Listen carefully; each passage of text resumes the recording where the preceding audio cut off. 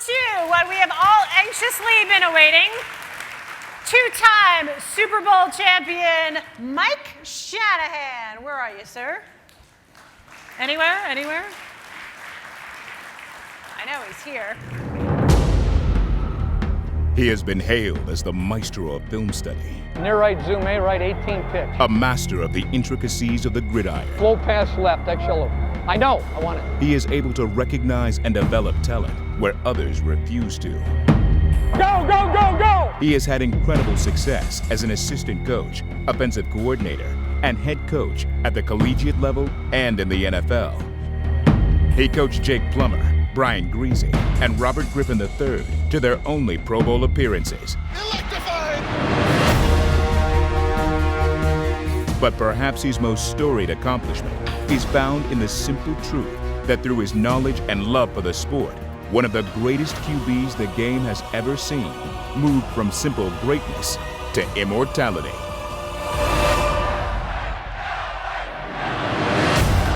On January 25, 1998, a 37-year-old John Elway would give one last gasping effort at grabbing the elusive Lombardi Trophy. The American Football Conference champion, Denver Broncos. A three-time loser in the big game, the aging Elway found confidence in the key ingredients mixed in by and including Coach Shanahan. Elway can run. Come on, John, come on. Inside the 10, head first. He dives inside the 5-yard line. And at the end of the day, Denver's gonna win it. Are you kidding me? Elway and Shanahan's partnership would extend one more year and lay claim to one more Super Bowl trophy.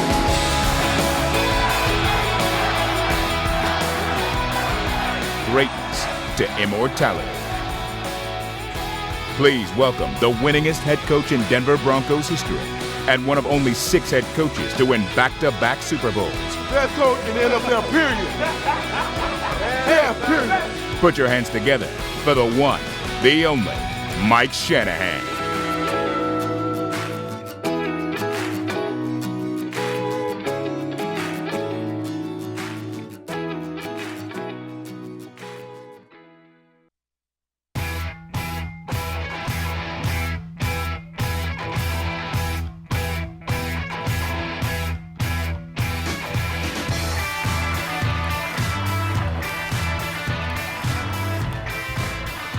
Okay.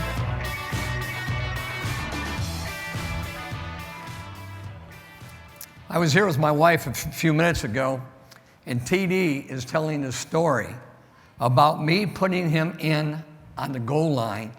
She goes, how could anybody ask their player to go into a game when he can't see? And it kind of gives you an idea when you talk about TD, what type of guy he is. Because he went in there, didn't even think twice, and went in there and obviously was a decoy, and either he could have thrown it to Howard Griffith in the flat, he could have run it in. But what gives you a chance to win world championships is people like TD. And everybody says, you know, you got him in the 6th round, how did you know? You really don't know. And I'm going to get a chance today to kind of look at some film, share some thoughts with you. They asked me to break about 8 to 10 guys down, and I'll show you how we look at it as a coaching staff. We're trying to make decisions. But what you don't know about players is what type of people they are until you get there. You try to find out as much information as you can. And when I looked at TD, when he was at Georgia, I looked at him at the Senior Bowl. I didn't look at I looked at all his college tape, but the one thing about the Senior Bowl, he made some cuts. And the 9-on-7 drill that I said, oh, this guy is special. Let's really check him out. We weren't looking for a running back at that time. We thought we had some guys that we could win with. And all of a sudden, he was there in the 6th round. We had him projected in the 3rd round. And what you didn't know about TD, in my opinion, is the reason why we won 2 Super Bowls in a row is because he set the stage. But the one thing that he had that you could not duplicate, or I haven't seen a guy do it, is number one, his work ethic. He had a work ethic that was second to none. And that's what you look for. And there's a lot of guys that work hard, but that's what I look for. The next thing that I look for in a guy is he tough? Because so many times you can get a guy, has work ethic, but when you put him out there, he's not all in because in his nature, he's just not a tough guy. And the one thing about TD that I didn't know when we drafted him, how complete a player he was. So he had that toughness. The next thing that I look for in a guy, besides athletic ability, is he competitive? And he's as competitive as you're going to make.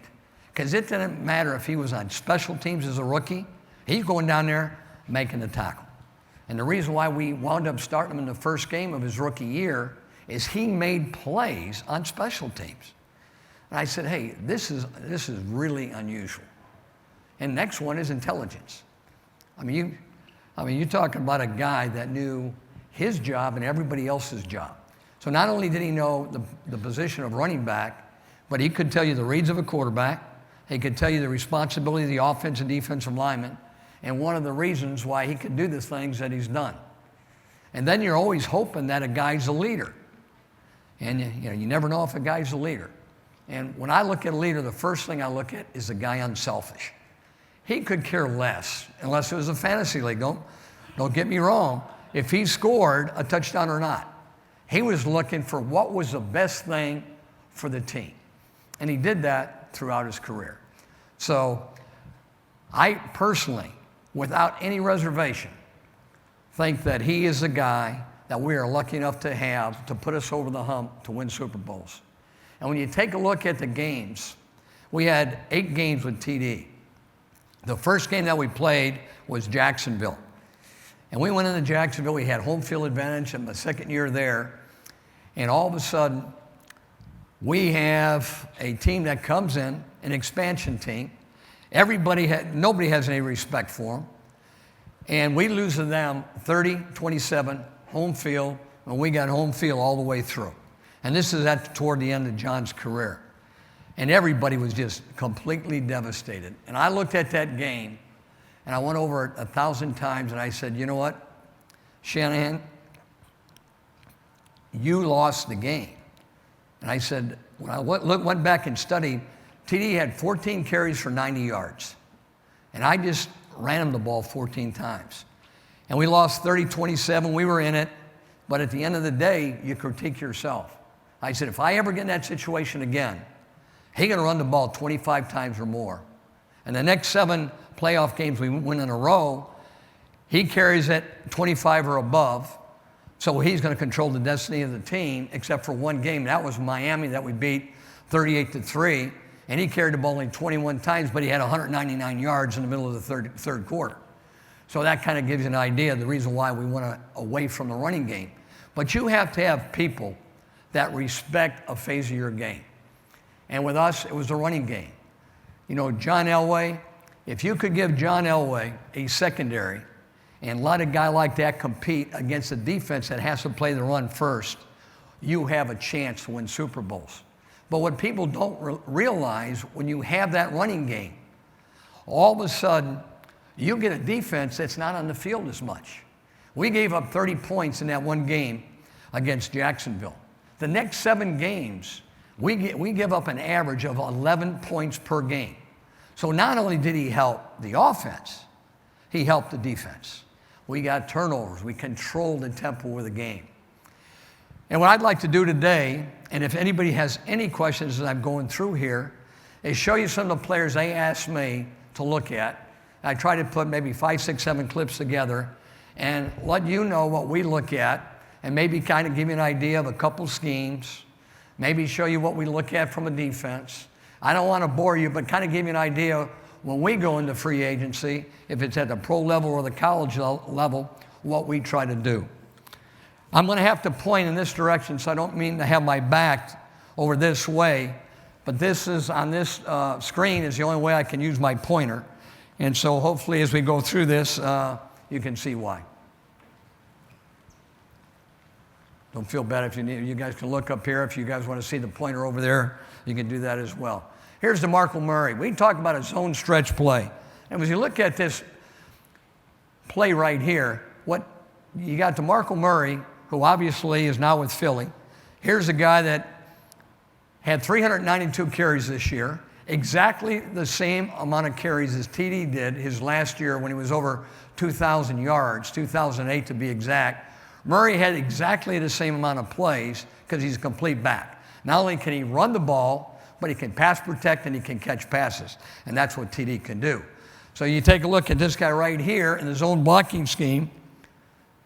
You watch him here. And what he's going to do is try to hit a hole and just go right down the line of scrimmage. And you see these two guys right here. He's going to try to get outside, but they're containing. And Murray is going to go right here. He's going to try to hit this hole, but these linebackers are sliding.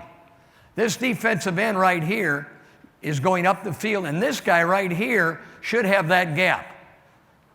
No hesitation right there, and you can see this outside linebacker is mad because he says the defensive lineman's holding him, and the coach is going to get all over him right here because he knew he had that cutback. And you take a guy like Murray, and you're saying, okay, well, you know what? He should be good. You know, they got 4 offensive linemen now that are first-round draft choices. He didn't play very good his first, second, or third year. Well, he should be good and have all those yards because they got all these first-round offensive linemen. People don't realize that his first year and his third year, he averaged 5.5 yards a carry. His third year, he averaged 5.1 yards a carry. So that he had 2 years that was better than this year when he didn't have those offensive linemen. But what they did is they made a commitment, Dallas this year, is to run the football, take some of the pressure off of Tony Romo, where Tony Romo had his best year ever. I think it was 38 touchdowns, 6 interceptions. But he got a chance to go against defenses that weren't as tough as defenses he's faced because they had to play the run first. So when you people that are in fantasy ball, always take a look at, is a team, who is the head coach, who is the coordinator. Go back 3 years. See if they are committed to the run, if you're taking a back and getting a chance to evaluate him.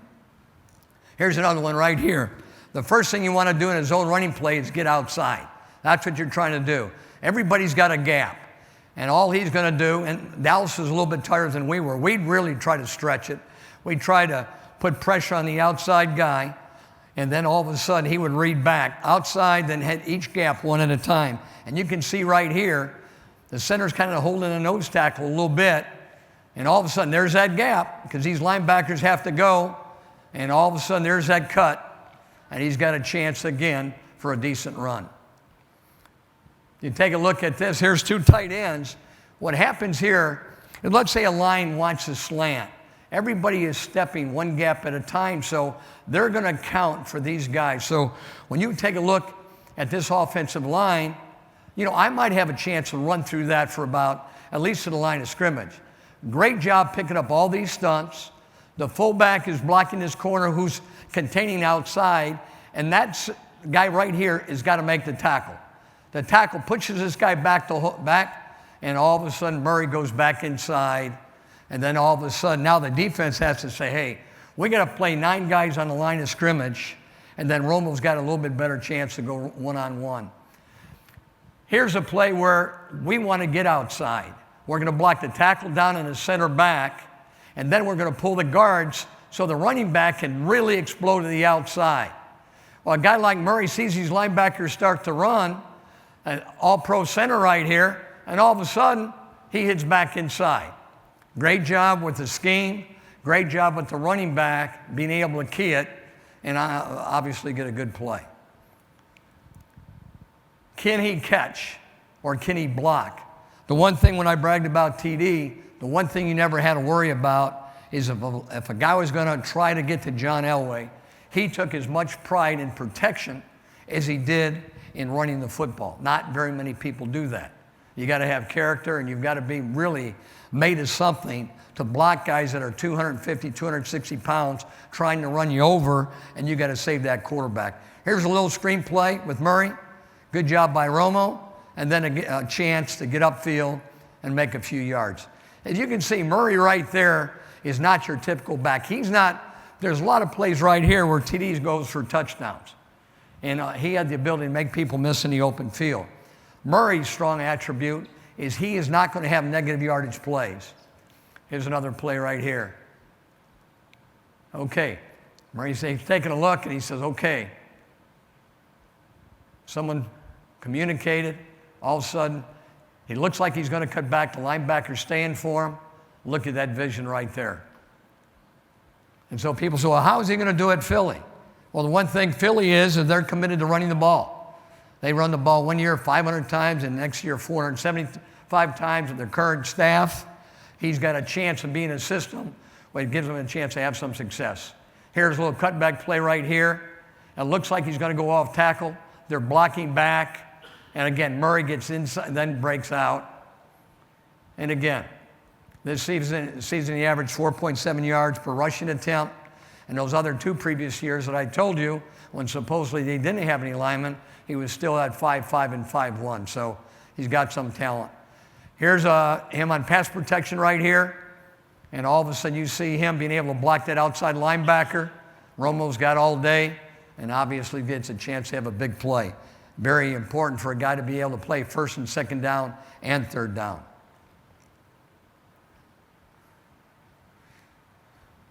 Okay, let's take a look right here. I think Spiller's next. C.J. Spiller. Adam talked about this in a little bit we were talking today, and he said, I didn't really like C.J. Spiller that much. And, here's a first-round draft choice, and I'll be honest with you, C.J. Spiller is a guy that I think in Sean Payton's offense will be exceptional. Sean knows how to use running backs, not just in the running game, but he is not a zone guy that's going to run all the time. He's going to be a guy that's going to try to get out of bounds. He's going to make people miss in the open, and has the unbelievable ability to have quickness, and he's got speed. When you take a look at some of his runs right here, here's a guy that goes off tackle, and he's going to cut it all the way back, and this linebacker, responsibility is to make that tackle, and you can see he's got the ability to make people miss, and he's got the ability to have speed down the field. Now, if you take C.J. Spiller and you look at him over the last 5 years, one season he has 1 start. Another season he has 5 starts. In both those years, he averaged 3.8 yards per carry, which is not very good for a running back. And then the other 3 years, he started 7, 8, and 10 games. 1 year, he averages 6 yards per carry when he's more of a third down guy and he stays healthy at least for 10 games. The knock on him is he hasn't been healthy. But I think in this new offense and the way Sean Payton uses running backs and the way Drew Brees will utilize that running back, he's going to be in the open field and he's going to make plays like this. And so don't be surprised if he goes from a guy that didn't play a lot. I mean, how many backs can make this cut? Tackle overcommits, defensive end comes inside, he jumps to the outside, the wide receiver blocks the free safety, and watch him with this corner one-on-one. People can't do that. But here's a guy, too, that also is running out of bounds. And he doesn't want to get hit. So is he the tough guy you want? No. Are you going to see him block a linebacker? No, he's not going to block a linebacker. And you say, why? Well, he's got common sense. He's 200 pounds, he's not a tough guy. And he says, hey, coach, if I'm going to be in there on third downs, get me out of the backfield and let the quarterback throw to me hot. Well, there's not a better guy in the business than Drew Brees, a couple guys close to keying defenses and utilizing the skill of a guy like Spiller. Here's another one right here. Now here they don't even block this linebacker. It's an off-tackle play.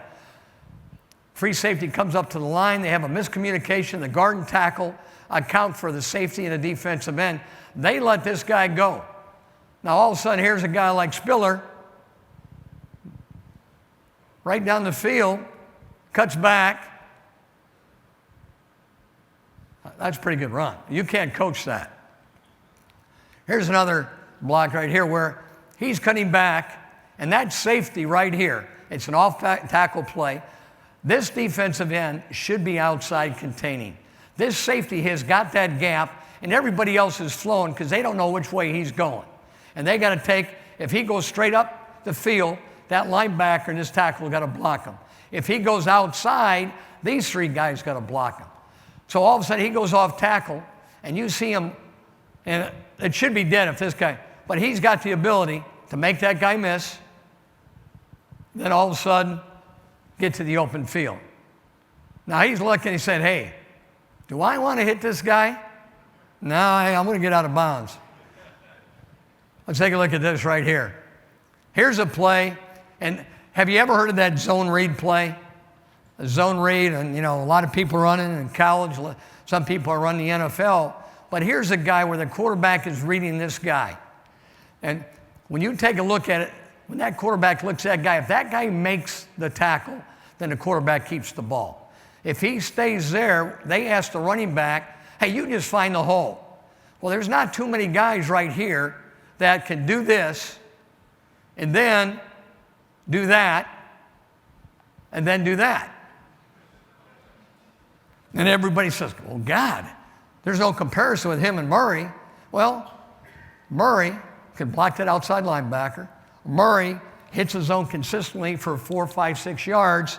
Murray's going to get some big plays, but he's got to be utilized the right way because he's not big enough to take the pound in the National Football League. And in my opinion, you've just got to utilize what he does well. Here's another play. Okay? He's releasing outside. They're keying that outside guy. The quarterback says, hey, I don't want to carry the ball anyhow, so if it's anywhere close, I'm going to hand the ball off. And look at this. But at the end, he hits, and you can't fumble the football. You fumble the football in the National Football League too many times, and then you start coaching or selling cars. And it's one or the other. Sometimes they sell cars, and they're good at it. Here's another one that the running back's going to try to get outside. There's nothing there. Defense is playing pretty good. Linebacker's got it stopped. He comes back inside, and then he goes back outside. So I really think in Sean Payton's offense, the way they utilize him in some of the schemes that they use, I think he'll do pretty good. Same thing right here. Okay, again, that zone read. Okay, what is that quarterback looking at? That guy right there. What are these guys? They're taking their gaps. Everybody's got to play their gap because they don't know if he's going all the way outside or cutting back. Oh, there they go.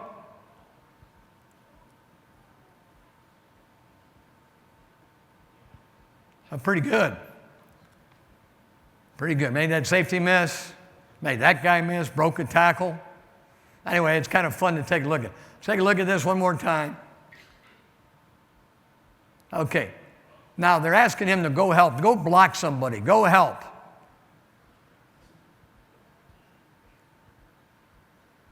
You'll see this every time. He don't want to block anybody. Okay? But as long as you know that, what do?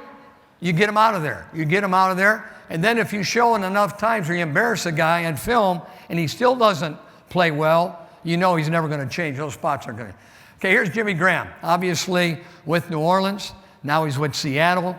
And you take a guy like this and you're saying, okay, they've got Marshawn Lynch, they got Russell Wilson, and they've got a tight end that they can put outside with 3 wide receivers or 2 wide receivers. Why did they go get Graham? Well, this is the reason. You take a guy like Drew Brees, and you got a guy that covers this guy as good as he can.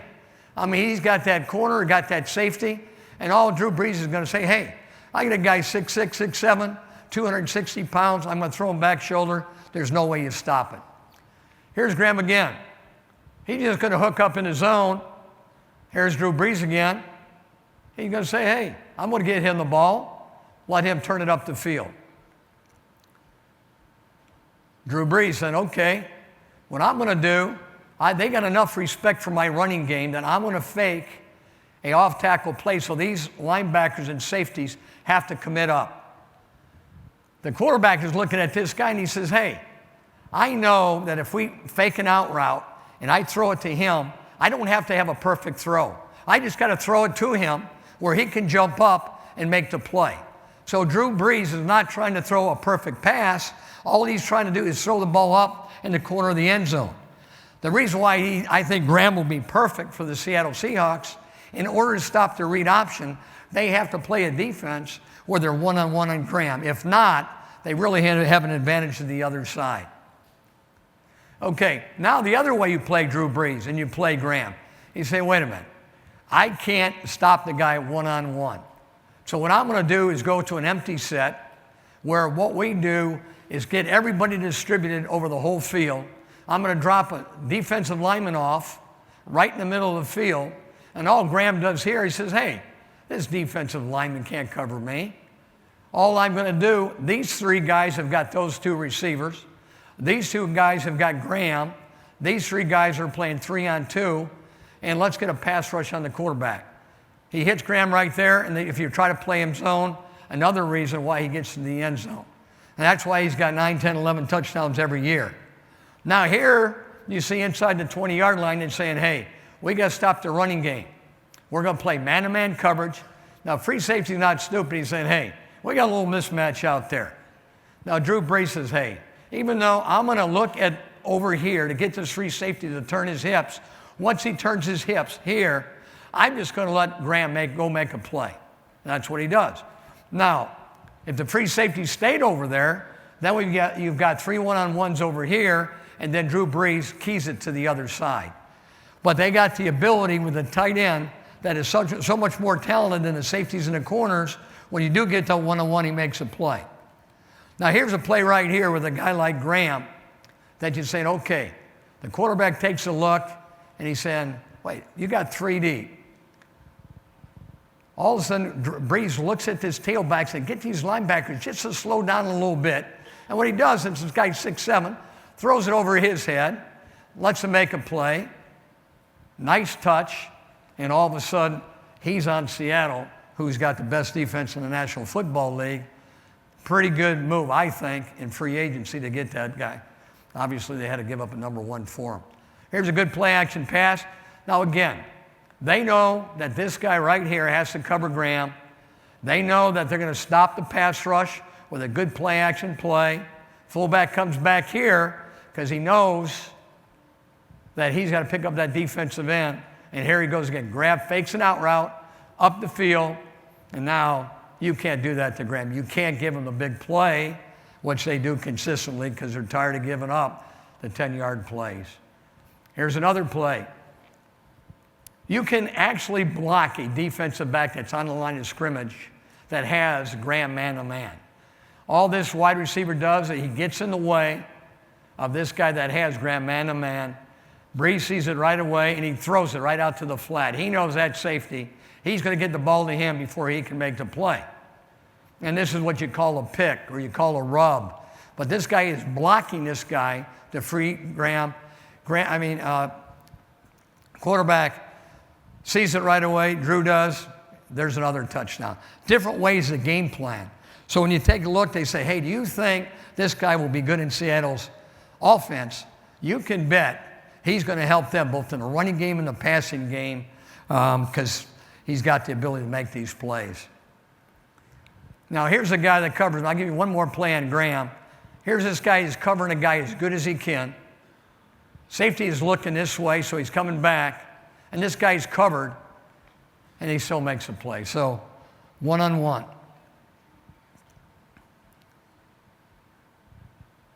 Andre Johnson. Okay, here you have a wide receiver. He's going to the Colts, and all of a sudden you got a guy like Andrew Luck, who in my opinion is the best young player, could be the best young player, quarterback ever to play the game. What he's been able to do in his first couple of years is, to me, a phenom, the first few years. He can sit in the pocket. His first year, I've never seen a guy get hit like him. And he could go back there regardless on how bad he got hit. He never lost focus and could concentrate down the field. He had a better touchdown ratio to interception ratio. There's not too many people that have that type of mindset, that type of toughness and intelligence to make the plays. They got a guy in Andre Johnson that is very unselfish. He's probably right now in his career more of a red zone guy, but with a guy like Luck, he's going to get the ball to Andre Johnson. The question is, they've got some talent. With their first-round draft choice last year, going with Dorsett, and they've got Moncrief, they've got some talent back there besides Hilton. You know, how much is he going to play? But you can count on him playing in red zone because he can make plays. Now, you see Andre Johnson now, he doesn't get open like he used to, but he really doesn't have to. When you see a guy like this, you see him one-on-one coverage. They're playing man coverage, no linebackers underneath. They're faking the zone read right here to get him to commit, and then all of a sudden he's going to make plays. Touchdown. Okay, you take a look at him again, saying, okay, you know what? You know, he's he's kind of covered pretty good right there. Quarterback says, hey, I trust Andre Johnson. If that ball's anywhere close, he's going to make the play. Is he covered? Great throw, but he's going to make the catch. Okay, here's Andre Johnson. He is completely covered on this play. I don't even know why the quarterback throws it to him, except he's Andre Johnson. That quarterback's convinced that, you know what, this guy's going to cover my rear end, because if I throw to him, he's going to make sure it's pass interference on offense or he's going to catch the ball, and that's the only way a quarterback will make this throw. You see him right there. Look at it. He's covered. This DB saying, how in the hell did that happen? Same thing over here. We got one-on-one. Again, straight drop back. How does the guy make that catch? Oh, that's perfect coverage. He's actually playing for the ball on the back shoulder. And this DB says, what do I have to do? And that's when you know, not only do you got a great guy and a great team player, but you've got a football player. Now, if a guy really wants to bump him, he is strong enough where once he gets downfield, they're going to fall off. Now, when he catches the ball, he's not going to make plays. He doesn't have to make plays because they really have him for the red zone, in my opinion. Let's watch him again. Okay. This DB says, okay, I know that when you come up, you're going to break to the outside. I'm going to take underneath. And you're going, okay, how does he make that throw? Just a great play. Okay, let's take a look at this play. And you're going, okay, I'm going to run across. I got a guy on my hip. He makes it look very easy. So that's why I love Andre Johnson for a guy with like Andrew Luck. He's going to find ways to get him the ball. We got one more. Yeah, here's just another slant route where you see he can get open, but he's not going to do much with the ball after he gets it anymore.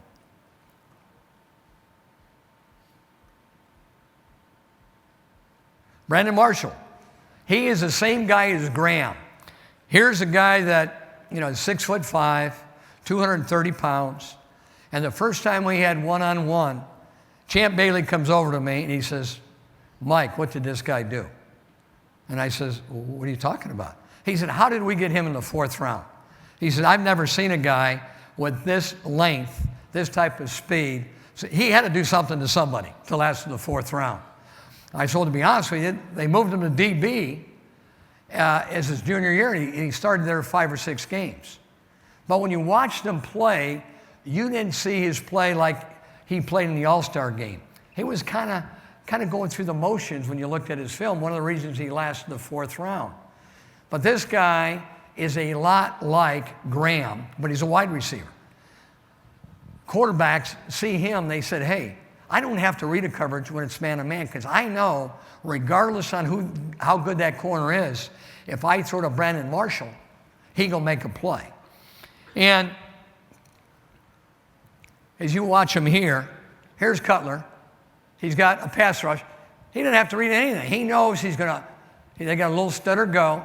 He's going to underthrow him because he knows Brandon Marshall will go up and catch the ball.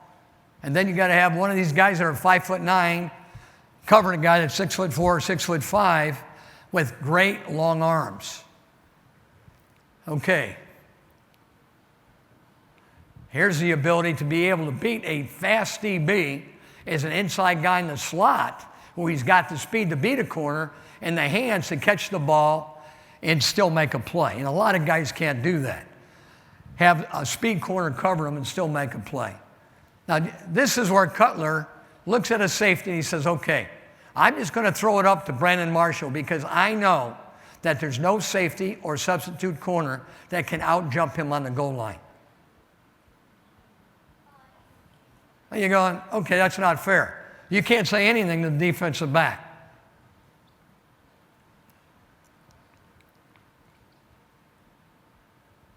Okay, how do you tell a guy to cover this? He knows he's one-on-one. They got a pass rush. He's going to throw it to his back shoulder. Touchdown.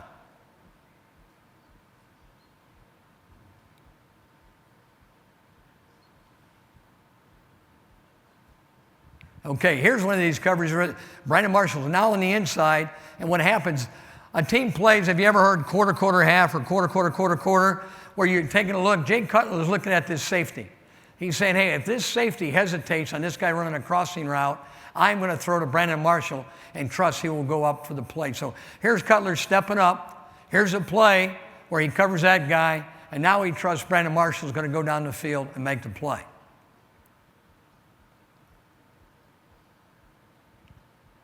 Here's Brandon Marshall again, where Cutler says, hey, it's man-to-man.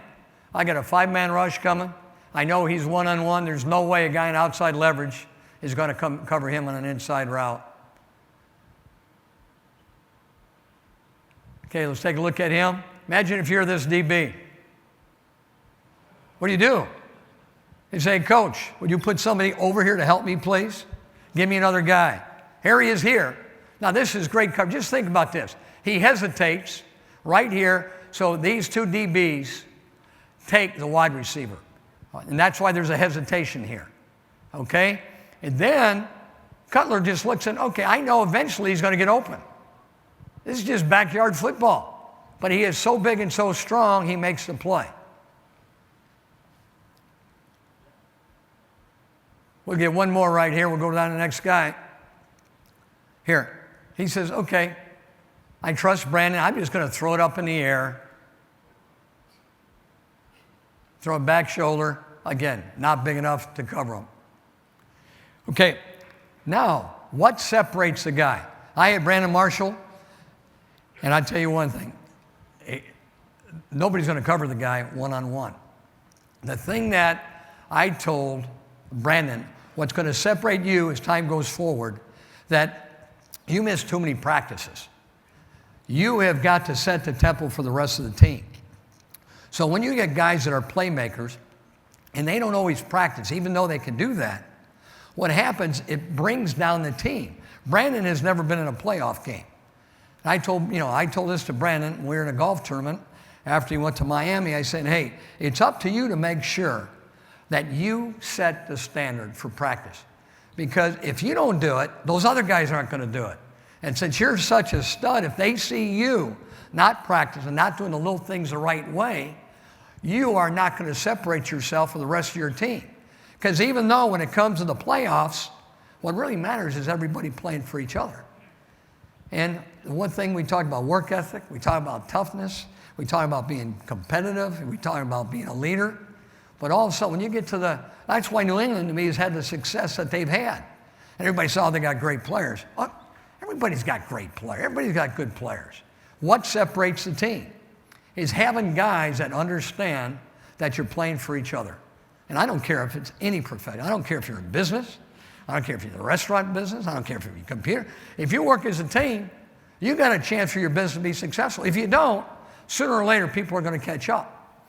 And you have to make people accountable whatever you do. And football's no different. And players want an easy way out, but you got to make sure your great players set the standard. Okay, who do we got here now? Okay, here's Marcus. Now, here's a quarterback that people saying, hey, it's tough to be a quarterback in your first year in the National Football League. And Mariota, obviously the second pick of the draft, he's very talented. The thing I love about him, he's an athlete. You can tell football is very important to him.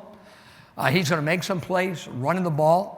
He's going to do the little things that it takes that you want quarterbacks to do. The negative, he's never really been in a drop-back attack. Protection schemes, knowing who blocks who, is going to be a learning experience for him because he's never done it. Now, the question that I have is how quick can he adjust to the NFL? Well, number one, what kind of supporting cast do you have? Is it good enough to compete? That's a big question, because if you got a top quarterback but your receivers can't get open or you don't have any depth, I don't care how good you are. It's going to take some time. And the reason why you get drafted that early is because the team obviously is missing something. Now, the question is, are they going to run an offense or at least some things that kind of complement him? Now, here's just they just kind of faking an off-tackle play, drop back, and you can see probably a good feel, a good release, not an exceptional arm, but a good arm. But this is what scares me a little bit with this. First of all, let's talk about the positives. Here's a guy that gets beat, a guard, right there. And here's a running back that, I'm going to get in the way, but I really don't want to block those linemen. I don't get paid for that. Here's a quarterback that says, wait a minute, I got to slide up. Great job keeping his feet. He's not looking to run. So it tells me that you got a chance with this guy because he's keeping a good football base. And then here comes another guy. And normally every quarterback's tackled. And you're going, okay, you know what I got to do? I can make him miss. And then holy cow. Guys don't do that. The guy is special, being able to sit in the pocket. But what happens here? Okay, this receiver's open. He's on the run. Now, that ball goes 45 yards in the air. It looks to me like he is throwing as far as he can because the wide receiver's open. If that's the case, you're looking for a quarterback that can still throw that ball 60, 65 yards. If not, the chance of making plays in the NFL aren't very good off the scramble unless the guy's coming back to the ball.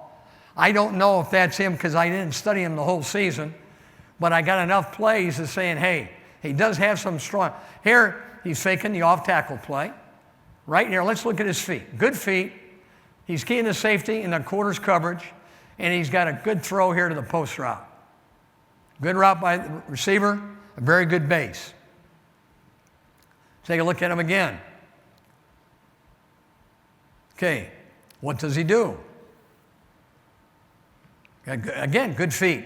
Good job reading the coverage right here. Doesn't do a lot. Big third down play. Perfect throw.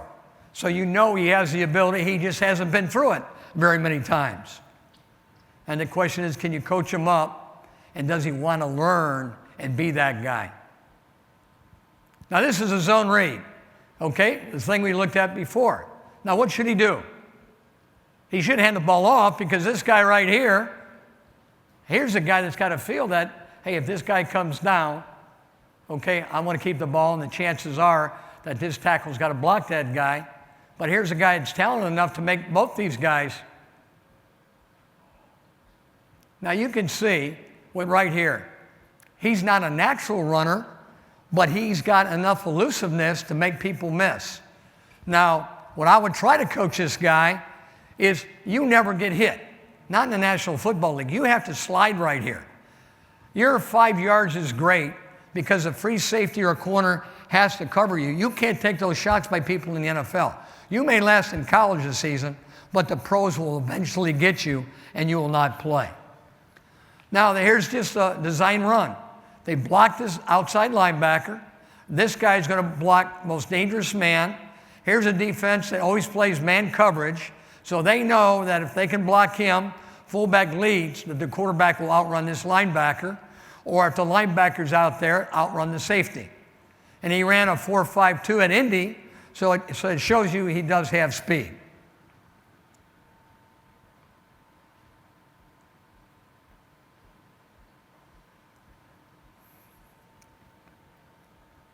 Okay, here's another look. This shows you that they get so concerned with stopping the run. Here's a guy hooking up and a guy in the flat. You see him, and you're going, it doesn't get any easier for a quarterback. So when you are able to have the run, and people are spending all their time trying to stop the run, when you do throw the ball, you have an advantage, especially for a young quarterback. Mariota. Now, here's a guy that's been in a pro system that is 6'4", 235 pounds. He doesn't have speed. He's not going to beat you a lot like Roethlisberger.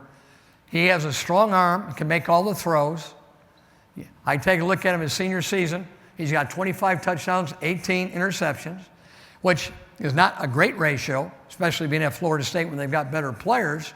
But let's take a look at him. Let's see what we can do with him. And take a look at Winston.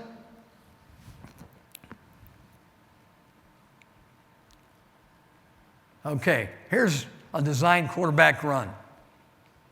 And you can see that if they run him in professional football, on these type of plays, he's going to get killed.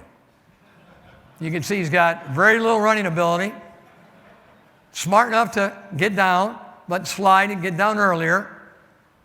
And they do that maybe once or twice a game, so a team's got to work on it. He's not a runner. You can see it. but he's a big guy. Now, you're not going to face these coverages in pro football. Here's a defense where you're playing man-to-man coverage, and then all of a sudden this free safety is taking this third wide receiver. The quarterback has got all day to throw, and that free safety right here goes with the inside receiver, and here's a guy that's wide open. And everybody says, oh man, this quarterback's great. Well, those windows aren't going to be like that in pro football. So you have to decide what plays like this, where they keep everybody in and you have a great off tackle. Now what this quarterback's going to look at, does he throw the post route or the crossing route or this guy right here? Now here he is saying, okay, I can either throw it to the post. He decides to throw it to this guy. Now he could have the home run, but he doesn't throw it. But look at that arm. Easy. He steps up. That's a pro arm. That shows you he probably can make any throw. The big thing is the transition to reading coverages in the National Football League. Can he do that? What kind of guy he is? Does he have the work ethic? Is he a tough guy? We talk about, is he a competitive guy? Is he an intelligent guy? Is he a leader? And those are the things that you're asking yourself, because that will determine his success in the National Football League, because he does have ability. Here's a one that there's two guys out here. He's helping block. He can see that they get a lot of pressure on the outside, and what they're going to do is have a 3-level throw. He fakes it. He's got a good feel that, hey, so he gets rid of the ball since there's nobody there. Excellent job. And that's what quarterbacks have to do. They have to feel the pressure without staring at the guys rushing. This doesn't happen very often in pro football, but it counts as a touchdown pass. He's going to fake it to the back, get these linebackers a flow, and you can throw to anybody. Here you got a fullback in the flat, you got a tight end crossing. I mean, either one of these guys are touchdowns. Now the question is, once he gets to the next level, what kind of leader? How does he study? But the great part about it, he's got some talent. He's got a pro arm. Gurley, again, the one thing I want to know with Gurley is his last, he hasn't really been a guy that has carried the ball a lot in all 3 years. He got hurt last season.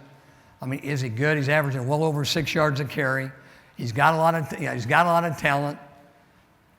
But can he run the football? Yeah, sure, he can run the football. Does he have the other things? Is he a pass protector? How competitive is he? If he gets the first round money, is it really important to him, or does he go in a tank? Here's one of those things that he hits the hole quick. Great job blocking. And that's what happens at Georgia. They got some pretty good personnel. Is that a great run? No, but it still counts. And you got to decide on how often does he break tackles and how does he fit in your system. The thing I liked about him, he didn't fumble the football. Ball security was the key. Here, he does a good job getting downhill and off tackle play. You can see. Okay, any special run like Spiller, you're not going to see Spiller type runs, but you're going to see a guy that's bigger, stronger, doesn't fumble the football, but he's not going to be a guy that's going to make somebody miss in the open field. But you're hoping, again, one of those plays that you're going, man, I got a chance to make that. I mean, I honestly do. I probably would have fumbled the pitch, but here we go, hits it very quickly.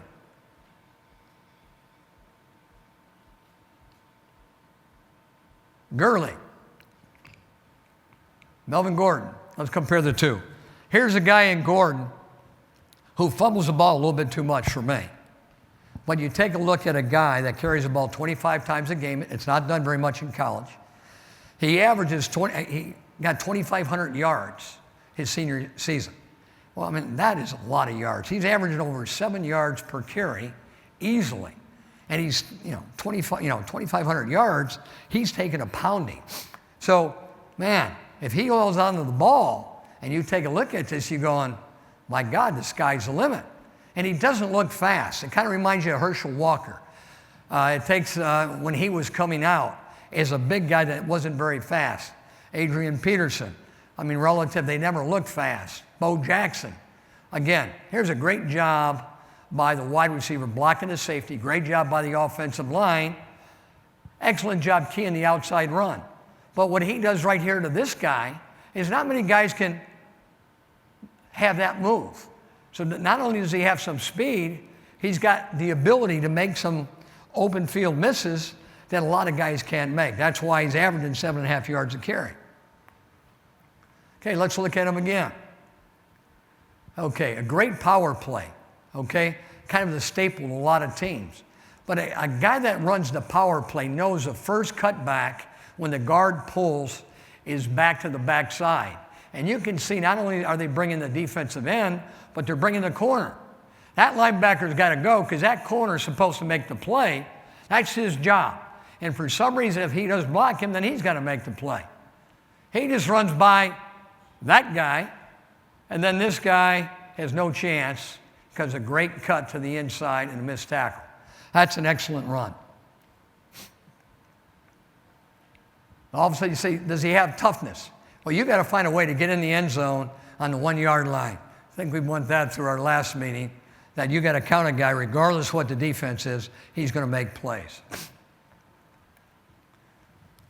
Okay, the one thing I'd say, people say, well, man, you got to have that running back in that first round.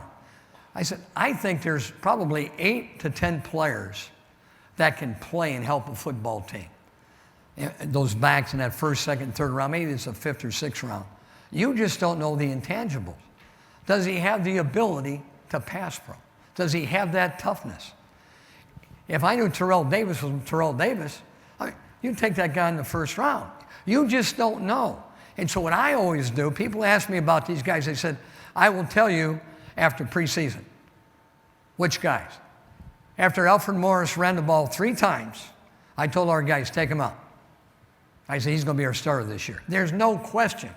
When you saw his ability to lower his shoulder, the strength that he had once we had line competition, and he would block, he was tough.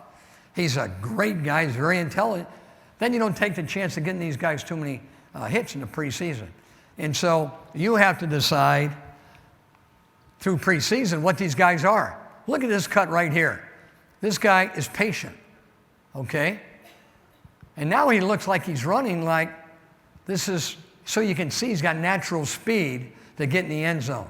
That's a pretty good cut right there. Now the key to him is he fumbles the ball a little bit too much. If he keeps on fumbling, like we talked about before, he'll be on the bench. Here's another power play. And they call this a counter play. And here he goes. He's got patience setting up his blocks right here. These guys should make the play.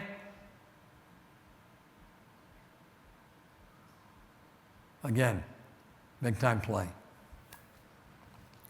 Well, those are the things that I would like to share to you. The great thing to me with Matthew today and Adam, those guys are so great of knowing not only the stats, but knowing the teams, because they communicate with these people all the time.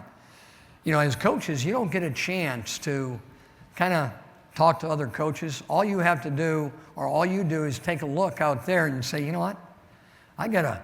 As I study film, this is what I think. And we try to talk to the high school coaches. We talk to the trainers. We talk to everybody that we can about somebody's character before we bring them in. And every once in a while, you'll take a chance on somebody that might have one of those deficiencies, but they're so talented, you're hoping that you can coach them in to being one of those guys that separate themselves. Because on a team, there's only usually 3 players, maybe 4, that are really difference makers if you got a good football team.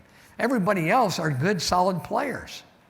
And we talked about different teams with the offense. It's a group of people working together. And to me, if I was looking at players, because I know you guys all hated me, because I would never tell you who was the running back or I try to play the game. Now I realize, after being involved with fantasy football, why you guys dislike me so much. So I understand. But it's the job of everybody to, find out exactly what's the truth about somebody. And it's been fun for me to go through this experience because, looking at stats, getting a chance to evaluate people and looking at it from the fantasy football experience, I think this is just going to grow and grow and grow.